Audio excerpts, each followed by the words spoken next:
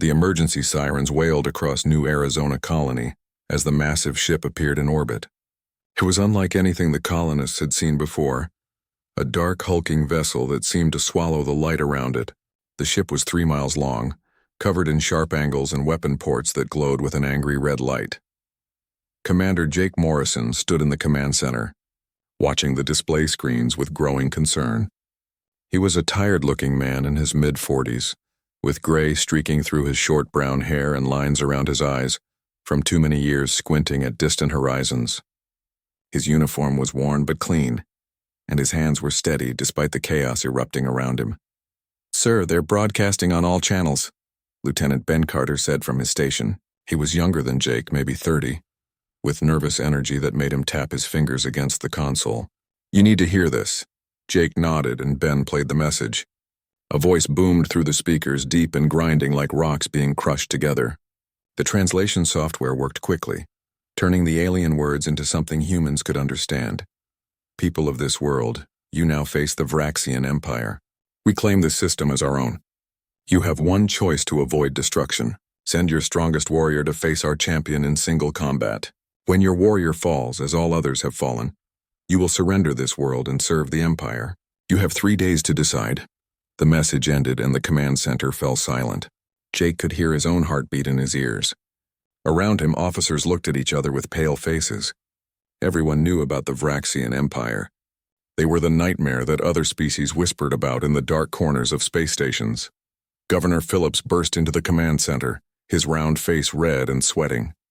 "Morrison, we need to evacuate immediately. Get every ship we have and start loading civilians. We can't fight these things." Jake didn't turn around. He kept watching the alien ship on the screen. "How many people live on this colony, Governor?" "What? You know how many. 40,000 souls, which is why we need to start moving them now. And how many ships do we have that can carry people?" Philip stammered. Maybe enough for 15,000 if we pack them in tight. But Morrison, we have 3 days. We can call for help, get more ships here." "The nearest fleet is 2 weeks away," Jake said quietly. "Even if they left right now, they wouldn't get here in time." He finally turned to face the governor. Phillips took a step back from the look in Jake's eyes. They were cold and calculating, the eyes of a man doing math that involved human lives. "I'll fight their champion," Jake said. The command center erupted in protests. Ben stood up from his station. "Sir, you can't be serious. Have you seen the footage? Vraxian champions are 8 feet tall. They've got scales like armor and strength that can bend steel. They've been sending champions to conquered worlds for 800 years and no one has ever beaten them." "I know," Jake said. He walked to the main display and pulled up files he'd been studying since the Vraxian ship appeared. "Krathax the Endless, that's their champion's name. He's personally killed 347 warriors from different species." "He's never lost a fight. Then why would you possibly think you can beat him?"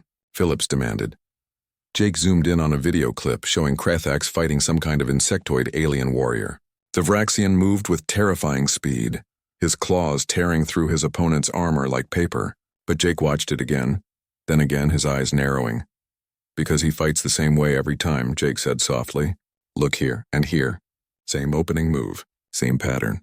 He's fought hundreds of opponents, but they all tried to match his strength. They all fought with honor and tradition and everything their cultures taught them about being warriors." "And you won't?" Ben asked. Jake smiled, but it wasn't a happy expression. "I'm going to fight like a human. And humans don't fight fair. We fight to win." Over the next 3 days, Jake barely slept. He requisitioned every piece of combat footage of Vraxian champions that existed in human databases. He studied biology reports, analyzed movement patterns, and ran simulation after simulation on the combat computers.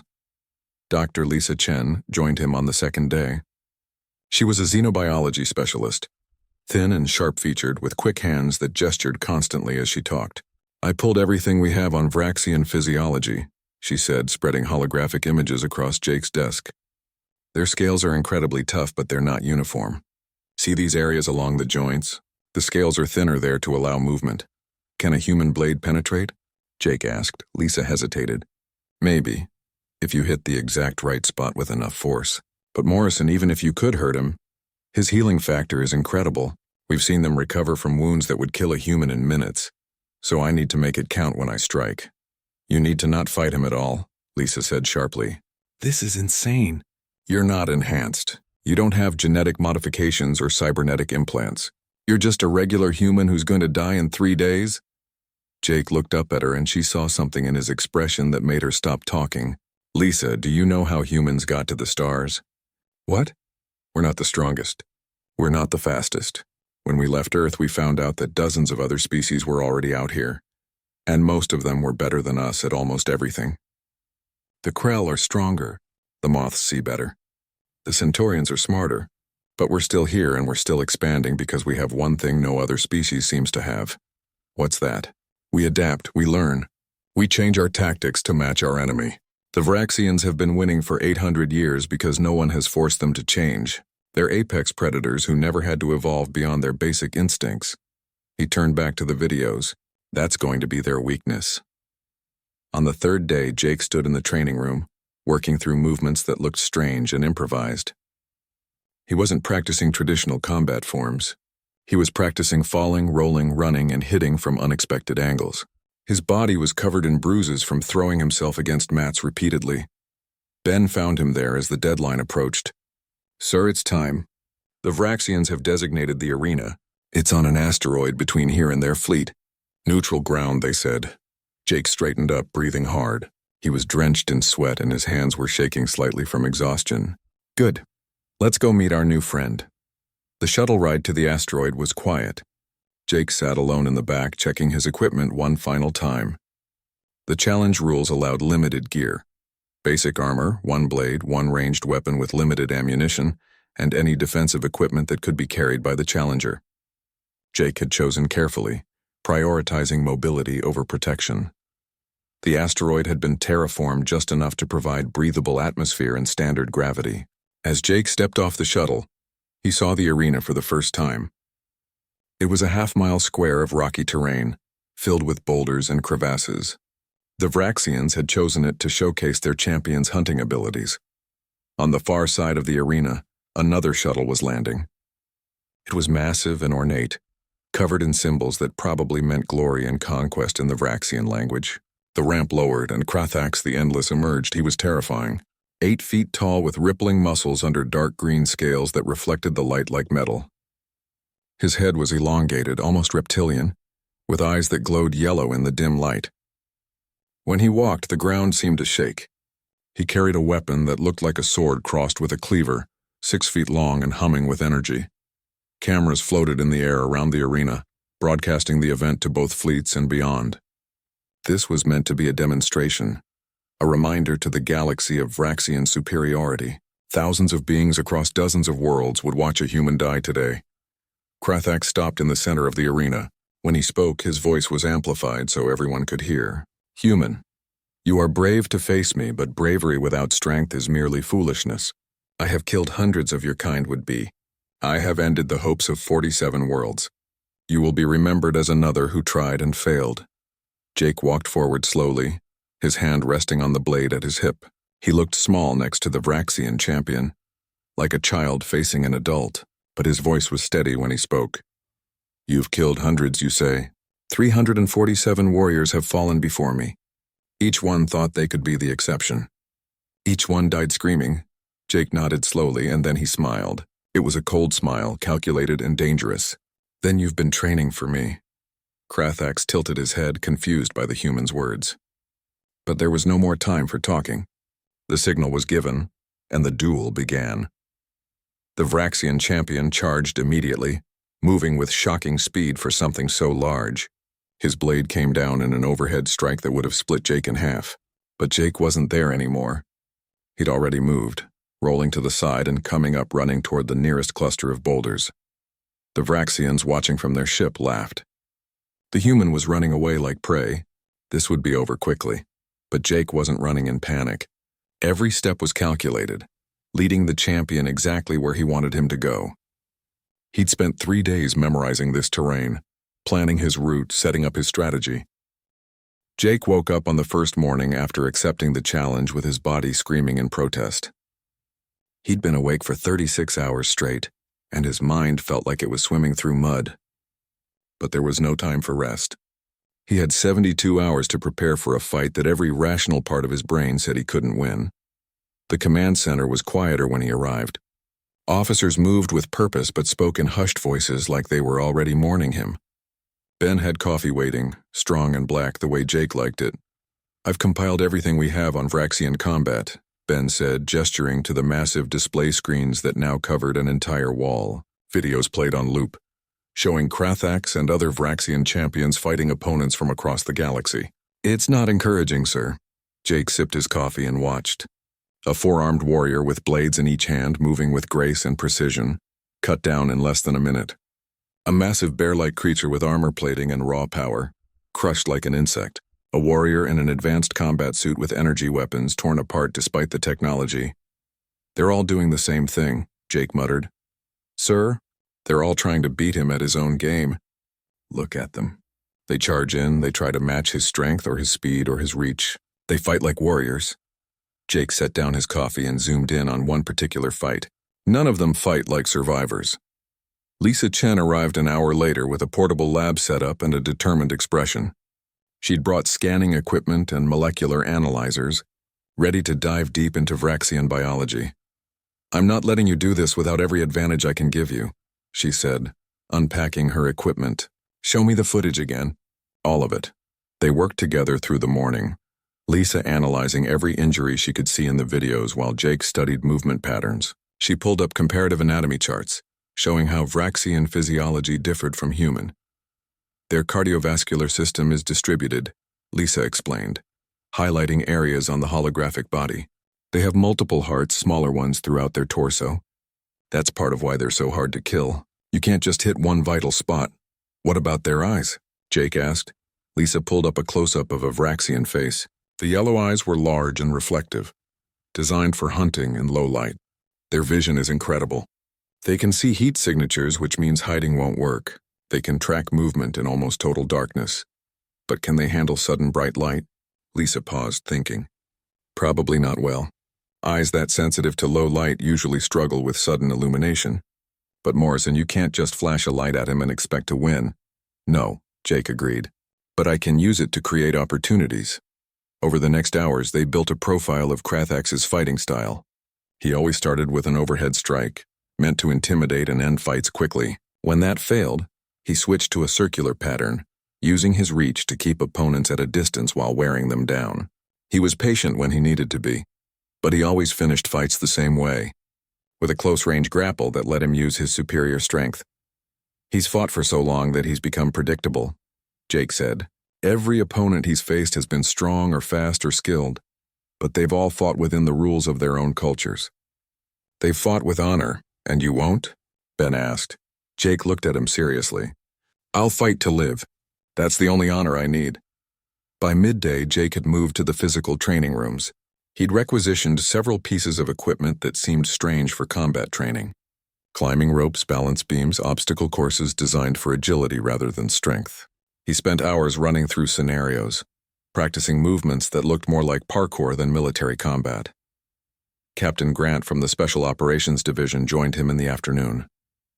Grant was older than Jake, his dark skin weathered by years on hostile worlds, his body lean and hard from a lifetime of unconventional warfare. "Heard you're planning to fight dirty," Grant said with a slight smile. "I'm planning to fight smart," Jake corrected. "There's a difference, not to me. Let's see what you've got." They sparred for 2 hours, with Grant playing the role of a larger, stronger opponent. He had 6 inches and 50 pounds on Jake, and he didn't hold back. Jake spent most of that time on the defensive, evading and redirecting rather than blocking. He let Grant's momentum work against him, used his environment, and struck only when he had a clear advantage. "You're thinking like a guerrilla fighter," Grant observed as they took a break.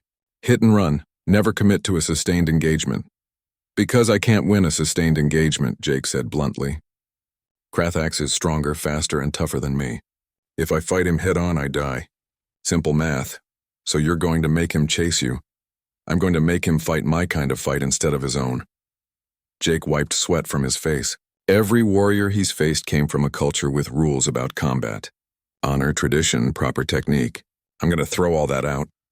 Grant laughed, a deep rumbling sound. "You know the other species are going to call you a coward. Let them. They can call me whatever they want from their conquered worlds. The second day was harder. Jake's body was rebelling from the constant training, muscles sore and joints aching. He was 45 years old, not a young soldier anymore. But he pushed through, knowing that pain in training was better than death in the arena. Lisa had new information for him. I've been analyzing the arena terrain. The asteroid they chose has some interesting properties. The rock is highly reflective in certain light wavelengths, and there are natural magnetic anomalies that could interfere with electronic systems. Jake studied the scans. The arena was a maze of boulders and crevasses, with uneven terrain that would challenge movement. The Vraxians had chosen it to showcase their champions' hunting abilities, but Jake saw different possibilities. This could work for me, he said slowly, if I know the terrain and he doesn't. How are you going to learn the terrain? You can't exactly practice there, Jake smiled, but I can practice on a simulation. He turned to Ben. Get me every sensor scan we have of that asteroid. I want to build a virtual copy accurate to the centimeter. Ben nodded and hurried off. Lisa watched Jake with concern. You look exhausted. When was the last time you slept? I'll sleep when this is over. Morrison, you need to be sharp for this fight. Running yourself into the ground isn't going to help. Jake started to argue, then stopped. She was right, and he knew it. 4 hours. I'll take 4 hours tonight, make it 6. 5, and that's final. Lisa sighed but accepted the compromise. She helped him set up the virtual simulation, and Jake spent the rest of the day running through the arena terrain over and over. He memorized every boulder, every crevasse, every possible hiding spot and ambush point. He planned routes and backup routes, thinking 3 and 4 moves ahead. Ben found him that evening, still in the simulation. Sir, there's someone here to see you. Says it's important. Jake pulled off the virtual reality headset and found an old woman waiting in the corridor. She was tiny, barely 5 feet tall, with white hair and eyes that were sharp despite her age. She wore civilian clothes, and Jake didn't recognize her. Commander Morrison, she said in a voice that was stronger than her appearance suggested. I'm Helen Baker. My son was killed fighting the Vraxians 20 years ago. Jake felt his stomach tighten. Ma'am, I'm sorry for your loss. Don't be sorry, listen. She stepped closer, and Jake saw the determination in her eyes. My boy died on a ship that tried to fight the Vraxians in space. They never had a chance. But you've got something different. You've got a plan. How do you know that? Helen smiled slightly. Because you're still here training instead of giving speeches about honor and sacrifice. You're treating this like a problem to solve, not a glorious last stand. She reached into her bag and pulled out something wrapped in cloth. This was my son's. He would want you to have it. Jake unwrapped the cloth and found a combat knife, well made but showing signs of use. The handle was worn smooth from years of being held. I can't take this, Jake said. Yes, you can. And you will. Helen's voice was firm. You're going to win tomorrow, Commander. Not for glory, not for honor, but because that's what humans do. We survive, we adapt. We win when everyone says we should lose. She placed her hand over his, closing his fingers around the knife. So you take this and you come back alive and you show the galaxy what humans are made of. Jake felt his throat tighten. He nodded, not trusting his voice to speak. Helen patted his hand once, then turned and walked away. That night, Jake managed 5 hours of sleep.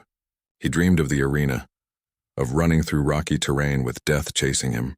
But in his dreams, he was always one step ahead, always moving toward a goal only he could see.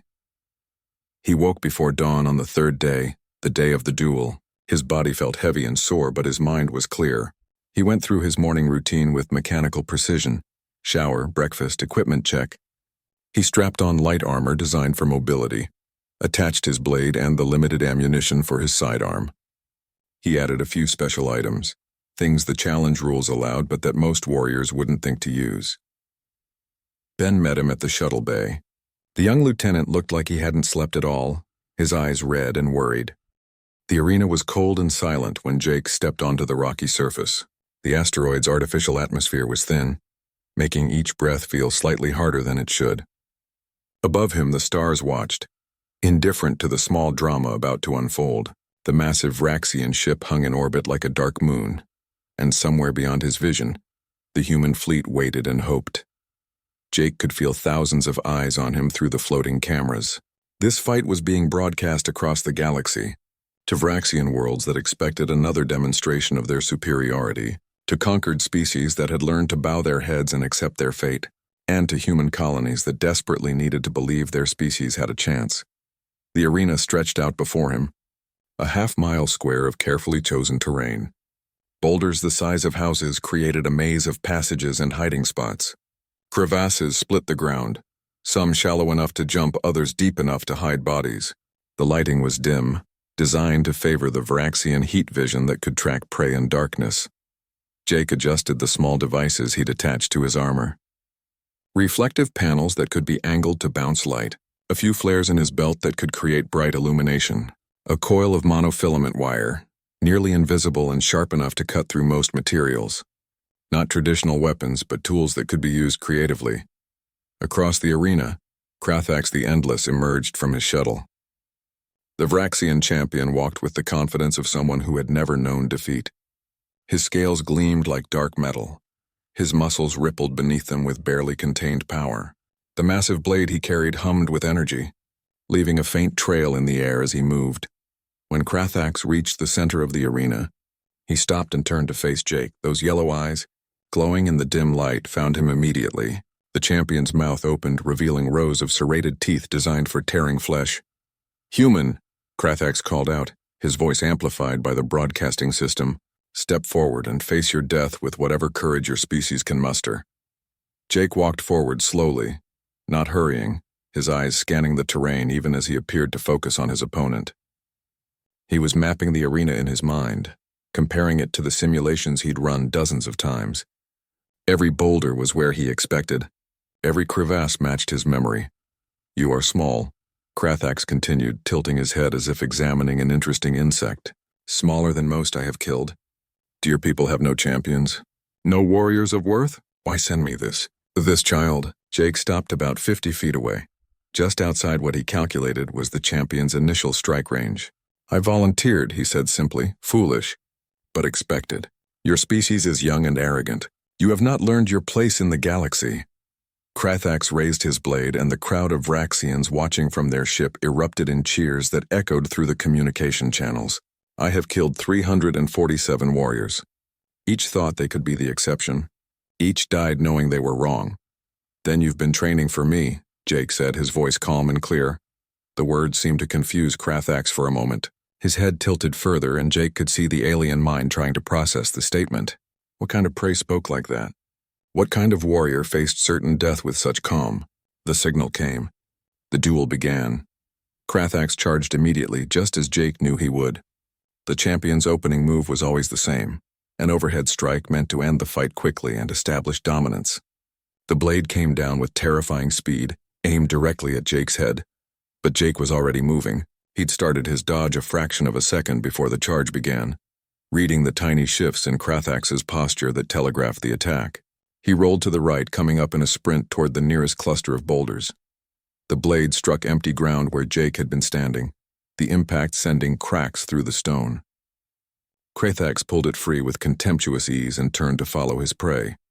The Varaxians watching from their ship laughed. The human was running, just like all prey ran. This would be over quickly, but Jake wasn't running in panic. Every step was calculated, leading Krathax along a path Jake had memorized. He ducked between two massive boulders, the gap just wide enough for a human, but forcing the larger Varaxian to slow down and turn sideways. Krathax emerged from the gap and found the human waiting, but not attacking. Jake was already moving again, jumping over a smaller rock and sliding down into a shallow crevasse. The champion followed, his confidence absolute. In the command center of New Arizona Colony, Ben watched the feeds with his hands clenched into fists. Around him, officers stared at the screens in tense silence.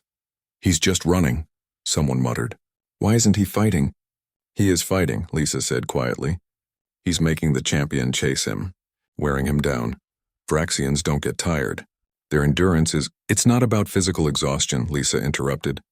"It's about patience. Watch."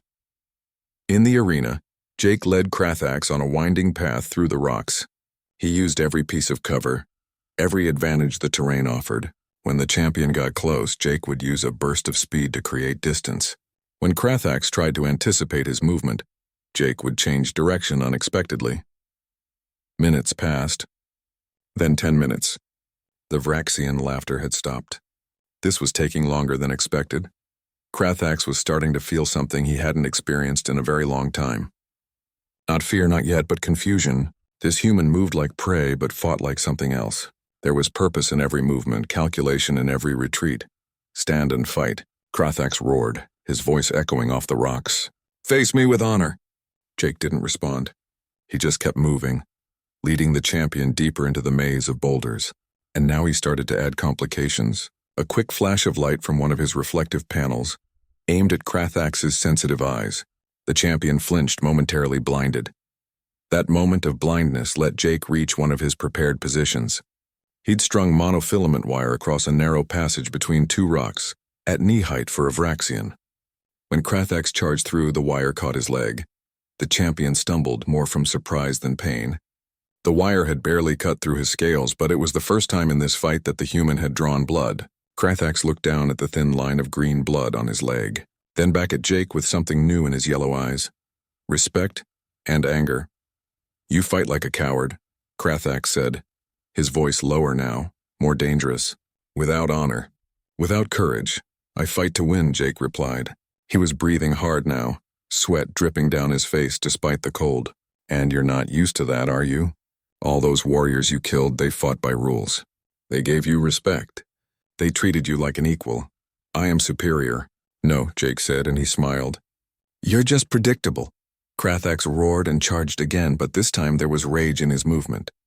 The cold, calculated hunter was giving way to something more primitive. Jake had gotten under his skin, challenged not just his body but his pride. The champion's blade came faster now, striking with fury rather than precision. Jake dodged and weaved, using his smaller size and knowledge of the terrain.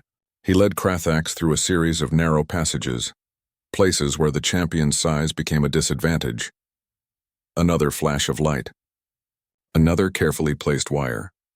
A rock Jake had loosened during his preparation, dropped from above as Krathax passed beneath. None of these things would kill the champion, but each one added a small cut, a small bruise, a small moment of distraction. 20 minutes into the fight, Krathax was bleeding from a dozen small wounds. His breathing was heavier, not from exhaustion but from frustration. This wasn't how fights went. This wasn't how warriors behaved. Jake circled back to a position he'd memorized, a flat area surrounded by tall rocks that created natural walls. It was time to change tactics. He couldn't just run forever. Eventually his body would give out or he'd make a mistake. He needed to do real damage. When Krathax entered the clearing, Jake was waiting. This time he didn't run. He stood his ground, his blade drawn, his stance ready. The champion paused, surprised. Finally, the human would fight properly. About time, Krathax said. He advanced slowly, blade raised. Let us end this with honor. You first, Jake said. Krathax struck, a diagonal slash that would cut Jake in half. But Jake had seen this exact move in dozens of videos. He knew the angle, the speed, the follow-through. He ducked under the blade and stepped inside the champion's guard, something no warrior had ever dared to do. This close, Jake could smell the Vraxian, something like copper and smoke. He could see the surprise in those yellow eyes as the human's blade found one of the weak points Lisa had identified. A thin patch of scales where the armor plating met at a joint. Jake's knife, Helen Baker's son's knife, slid between the scales and bit deep. Krathax bellowed in pain and swung a massive fist. It caught Jake in the chest and sent him flying backward. He hit a rock hard, feeling ribs crack, tasting blood. But he'd done damage. Real damage. The champion looked down at the wound in his side, green blood flowing freely. His healing factor would kick in soon, but for the moment he was hurt. You dare, Krathax said, his voice trembling with rage. You dare strike me like an assassin? Jake pushed himself to his feet, gasping for breath. His chest screamed. The silence that followed Krathax's death was absolute. Jake stood over the fallen champion, breathing hard, each breath sending spikes of pain through his broken ribs. Blood dripped from a dozen cuts on his arms and face. His uniform was torn and dirty, but he was alive. The cameras continued to broadcast, capturing the image of a small, battered human standing over the body of a creature that had been considered unbeatable.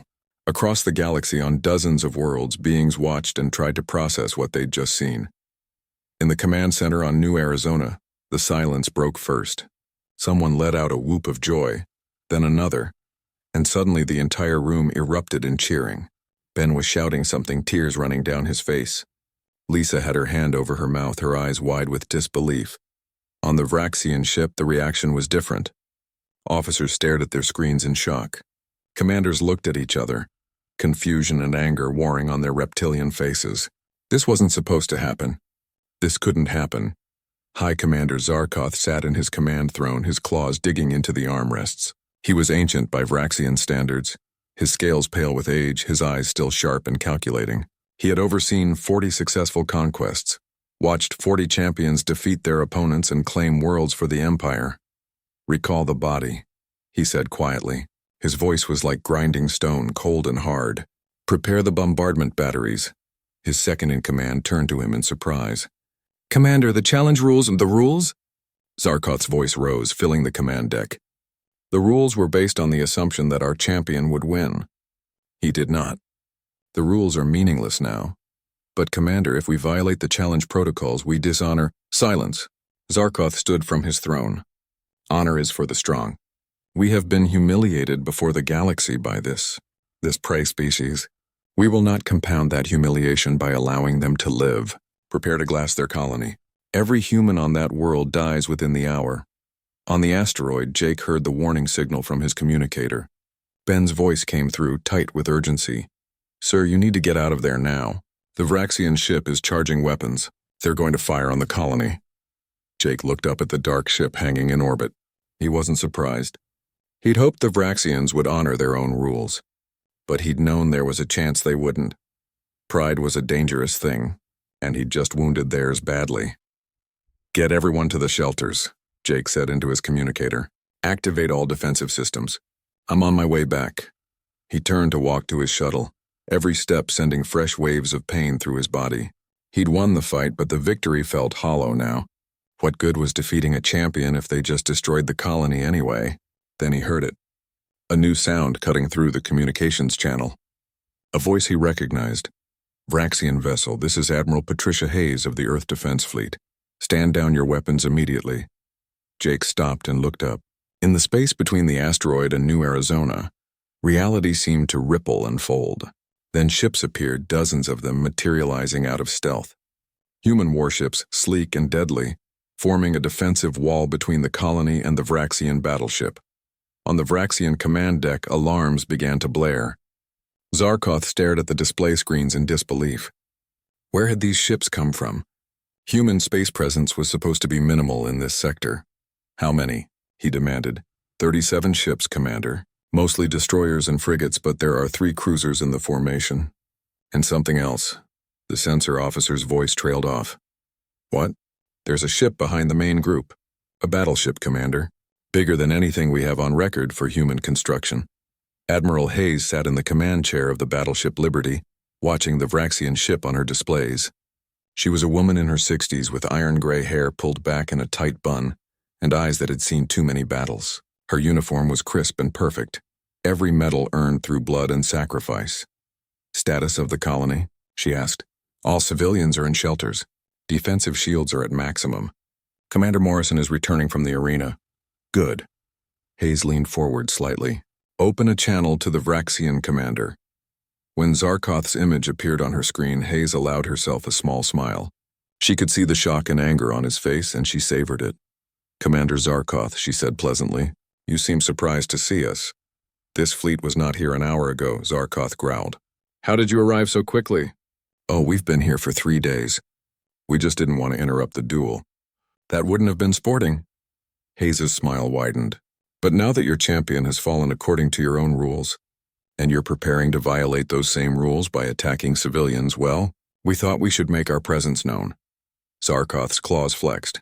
"You cannot interfere with Vraxian justice." "Justice? Is that what you call killing 40,000 unarmed colonists because your champion lost a fair fight?" Hayes shook her head. "No, Commander. That's called murder, and we're here to make sure it doesn't happen." The Vraxian commander studied her carefully. He was old and experienced enough to recognize a trap when he saw one. "You have 37 ships. I have 1 vessel, but it is a battleship worth 10 of yours. Do you truly wish to test your fleet against Vraxian might?" "Actually, I have more than 37 ships," Hayes said casually. I have another 50 waiting just outside the system. And yes, your ship is impressive. But here's something you may not know about human military doctrine, Commander. We don't fight fair. We fight to win. She nodded to her tactical officer, and suddenly the space around the Vraxian ship lit up with target locks. Every human ship had weapons trained on the battleship, covering every angle, every possible escape vector. You see, we've been studying you for years, Hayes continued. We've analyzed your tactics, your technology, your strategies. We know your shields are strongest on the forward arc and weakest near your engine ports. We know your weapons have a 15-second cycle time between full power shots. We know that your ship, as impressive as it is, can't survive a coordinated attack from 37 ships that know exactly where to aim. Zarkoth said nothing, but Hayes could see the calculation in his eyes. Here's what's going to happen, Hayes said, her voice losing all pleasantness. You're going to withdraw from the system immediately. You're going to report to your superiors that your champion fell in a fair fight, and that humanity has claimed this world according to your own challenge rules. And then you're going to spread the word that humans are not prey. And if I refuse, then we paint the stars with the wreckage of your ship. Your choice, Commander. For a long moment, no one moved. The two fleets hung in space, weapons charged, waiting for someone to make a decision that would start or prevent a war. Finally, Zarkoth spoke. This is not over, human. You have won today, but the Vraxian Empire is vast. We will return. We'll be ready, Hayes said simply. The Vraxian battleship slowly began to turn, its engines building power. Within minutes, it had jumped to faster-than-light travel, disappearing in a flash of distorted space. As soon as it was gone, the Liberty's communication officer turned to Hayes. Admiral, we're receiving priority messages from Earth Command. Apparently, the duel was broadcast across human space. Every colony watched it. They're calling Commander Morrison a hero. He is a hero, Hayes said. But more importantly, he's proven something. He's shown the galaxy that humans can't be intimidated. She stood from her command chair. Get me a secure channel to Earth Command. We need to talk about what comes next. On New Arizona, Jake's shuttle landed in the main bay to find a crowd waiting. Colonists had poured out of the shelters, cheering and crying. When he emerged from the shuttle, moving slowly due to his injuries, they surged forward. Ben reached him first, supporting him as his legs threatened to give out. Easy, sir. Medical team is waiting. The Vraxian ship? Jake asked. Gone. Admiral Hayes scared them off. Sir, you did it. You actually did it. Jake looked at the crowd, saw the hope and joy in their faces, but he also saw something else in Ben's eyes. Worry, what is it? Jake asked quietly. Ben hesitated. Sir, the broadcast went everywhere. Every species in the galaxy saw what happened. And I mean every species. He paused. The Vraxian Empire just lost face in a major way. They're not going to let this stand. Jake nodded slowly. He'd known this was coming. Defeating one champion wouldn't end anything. It would just make things worse. How many worlds are under Vraxian control? He asked. 47 different species. Some of them have been conquered for centuries. And they all just watched a human kill a Vraxian champion. Yes, sir? Jake let Ben lead him toward the medical bay, his mind already working through the implications. The Vraxians would come back, and they'd come with more than one ship. But they'd also just shown weakness, and in a galaxy built on fear and domination, weakness was like blood in the water. In the medical bay, Lisa was waiting with a full team. They immediately set to work on his injuries, scanning and treating the broken ribs, the cuts, the bruises. Jake barely noticed, his thoughts elsewhere. You should be celebrating, Lisa said as she ran a bone knitter over his ribs. I'm thinking about what comes next. What does come next? Jake looked at her seriously. War, real war. The Vraxians can't let this. 6 months had changed everything. Jake stood on the observation deck of the training facility orbiting Earth, watching small craft run combat drills below. But these weren't human pilots. He could see the different styles, the varied ship designs of a dozen different species, all learning to fight the way humans fought. His ribs had healed, though they still ached when the weather changed. The scars on his arms and face would be permanent, thin white lines that told a story he'd never fully be able to explain. But the biggest changes weren't physical. Commander Morrison, your next group is ready. Jake turned to see Captain Danny Walsh, his new second-in-command. Danny was young, barely 30, but he had a gift for teaching that made him invaluable. Together, they'd trained over 200 non-human warriors in the last 6 months. How many today? Jake asked. 15. Mix of species. 3 Karathi, 6 Moths, 4 Centaurians, and 2 Vraxians. Jake raised an eyebrow. Vraxians. Reformists. They want to learn.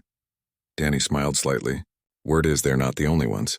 There's a whole movement growing in the Vraxian Empire. Young warriors who think the old ways need to change. They walked through the corridors of the facility toward the main training hall. It was massive, built to accommodate beings of vastly different sizes and physiologies. The walls were covered with screens showing combat footage, tactical diagrams, and historical battles. The 15 students were waiting, standing in a rough group that clearly showed the tension between species. The Moths, with their 6 legs and compound eyes, kept to one side. The Karathi bipedal reptilians eyed the Vraxians with obvious distrust. The Centaurians, who looked almost human except for their blue skin and 4-fingered hands, stood in the middle, trying to be neutral. The 2 Vraxians stood alone. One was young, probably equivalent to a human teenager. His scales were bright green, not yet darkened by age. The other was older, with scars crisscrossing his body. They both looked uncomfortable, and Jake understood why. 6 months ago, their species had been the predators. Now they were students. "Welcome," Jake said, his voice carrying across the hall. "I'm Commander Morrison. Most of you know who I am. Some of you watched me kill Krathax. Some of you think that makes me a great warrior." He paused, letting them absorb his words. "I'm not a great warrior. I'm an average human who learned how to survive against a superior opponent, and that's what I'm going to teach you. Not how to be heroes, not how to fight with honor, how to win." One of the Karathi raised a clawed hand. "Commander, our species has warrior traditions going back thousands of years. What can you teach us that we don't already know? How to throw those traditions away when they don't work," Jake said bluntly. "Your traditions are probably excellent against opponents who share them. But the Vraxians don't share them. They use your honor against you, your predictability as a weapon." He gestured to the screens on the wall. Footage began playing, showing Vraxian champions defeating warriors from various species. "Watch. See how the Karathi warrior here waits for the formal challenge before attacking?" The Vraxian uses that hesitation to strike first. See how the Moth warrior refuses to strike from behind? The Vraxian has no such restriction. The students watched in silence. Even the Vraxians looked uncomfortable. "Every species here has been taught that there's a right way to fight," Jake continued. "A proper way. A honorable way. I'm going to teach you that the only right way to fight is the way that keeps you alive." Over the next hours, Jake put them through drills that went against everything their cultures had taught them. He made them strike from unexpected angles, retreat when honor demanded they stand firm, use the environment as a weapon, fight in teams instead of as individuals seeking glory. The Karathi hated it. The Moth struggled with the concepts. The Centaurians adapted quickly. And the 2 Vraxians watched everything with intense focus, absorbing every lesson like their lives depended on it. During a break, the younger Vraxian approached Jake nervously. His name was Zakir, and up close Jake could see the intelligence in his yellow eyes. "Commander Morrison, may I ask a question?" "Go ahead. Why do you help us?" "My people tried to conquer yours. We would have killed everyone on your colony if we could have." Jake studied the young Vraxian for a moment. "Because you're not your people. You're one person making a choice. And because this isn't about revenge, it's about survival." "I don't understand." "The galaxy is a dangerous place, Zakir. Today it's the Vraxian Empire that's the threat. Tomorrow it might be something else, something neither humans nor Vraxians have encountered. If we're all too busy fighting each other, we won't be ready for that next threat." Jake placed a hand on the young Vraxian's shoulder, feeling the hard scales beneath his palm. "Besides, you came here wanting to learn. That takes courage, especially for a Vraxian. I respect that." Zakir's eyes showed something Jake had never seen in a Vraxian before. Gratitude. In another part of the solar system, Admiral Hayes sat in a strategy meeting with representatives from 8 different species. The conference room on the Liberty had been modified to accommodate various body types and environmental needs. Moths in one section with higher humidity, Karathi in another with elevated temperature, humans in the middle, as always trying to be the bridge. "The Vraxian Empire has split," Ambassador Marcus Webb was explaining. He was a thin man with a talent for diplomacy and understanding alien psychology.